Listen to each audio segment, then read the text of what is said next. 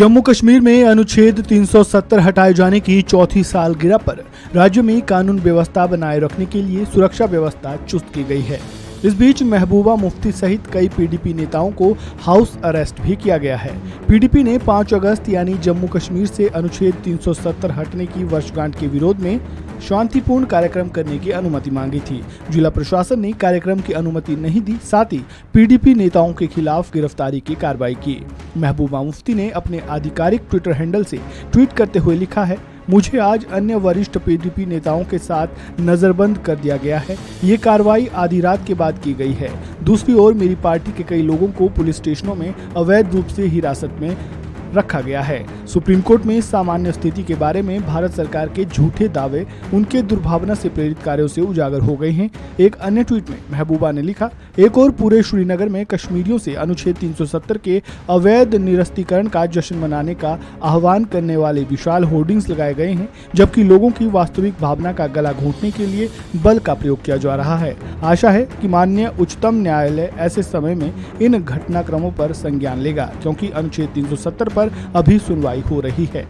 आपको बता दें कि मोदी सरकार ने 5 अगस्त 2019 को अनुच्छेद 370 को रद्द कर दिया था, जो पूर्ववर्ती राज्य जम्मू और कश्मीर को विशेष दर्जा देता था और इसे जम्मू और कश्मीर और लद्दाख के केंद्र शासित प्रदेशों में विभाजित कर दिया था। शुक्रवार को महबूबा मुफ्ती ने दावा किया था कि अनुच्छेद 370 को निरस्त करने की चौथी वर्षगांठ से पहले उनकी पार्टी के कई नेताओं को हिरासत में लिया जा रहा है। सरकार का दावा है कि अनुच्छेद 370 हटने के बाद से घाटी में आतंकी गतिविधियों में कमी आई है और पहले के मुकाबले अब हालात बेहतर हैं। जैसा कि आप भी कह रहे हैं और सब विश्लेषक भी कर रहे हैं, बदलाव बहुत हुआ, उसको आंकड़ों में जाने की आवश्यकता नहीं है, वो सब आपके सामने। लेकिन बहुत बड़ा बदलाव ये हुआ कि कश्मीर का जो नौजवान था, जिसकी आकांक्षाएं, जिसकी हसरतें, जिसकी एस्पिरेशंस दबी हुई थी, उनको एक आउटलेट मिला है और वो ऋणी रहेंगे प्रधानमंत्री मोदी के कि जम्मू कश्मीर का नौजवान बहुत एस्पिरेशनल है। वो जानता है कि मोदी जी के नेतृत्व में इस प्रकार से भारत एक विकास की यात्रा पर निकल चुका है और विश्व उसका सिक्का मान रही है। वो अपने आप को इससे वंचित नहीं रखना चाह रहा था, लेकिन कुछ एक स्वार्थी तत्वों ने उसको धकेल दिया था उस ट्रैप में। उससे निकलने का काम हुआ है और आज देखिए, आने वाले समय जो अमृतकाल का समय होगा, मुझे विश्वास है कि जम्मू कश्मीर की अग्रिम भूमिका रहने वाली है भारत की अर्थव्यवस्था में, जो भारत शिखर पर पहुंचेगा। नेशनल कॉन्फ्रेंस पीडीपी वो ब्लैक डे, वो इसलिए कि 370 की आड़ में उनका वंशवाद पलता था।